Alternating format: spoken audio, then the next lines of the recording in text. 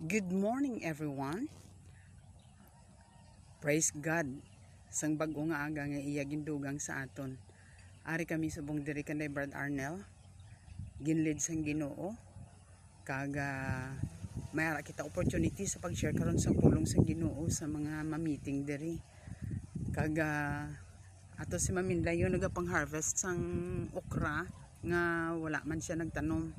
Pero blessing nga sa diin ang iya ma-harvest iya lang tanan kay gin pa-harvest siya ni Jonah. So amo na bala ko ng blessing magalabot, pero ang isa lang dira nga ginapasalamatan nakon nga sa diin naka-harvest na sang okra nga libre, maka-harvest pagid sang mga kalag karon dugay-dugay kay sa meeting nila magatelipon kag tagaan ako ni Jonah sang time para nga mag-share sang word of God. Kagabay nga sa diin madamo ang makabaton sang kaluwasan nga sa diin ang aton nga pangamuyo everyday nga mangin blessing kita sa mga katawhan kag pagagamiton ang kita sang Ginoo para sa kadayawan sa iyang ngalan. Kaysa ano man nga ginahimo naton, ang Biblia nagasiling nga whatsoever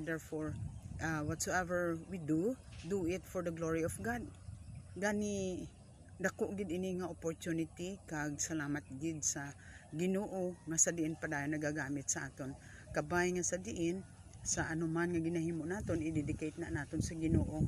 Mayari na nagaalabot pero gamay pa lang ato sa karsada kag karon kung magtakatipo na sila na dira na kita maga-share sang word of God.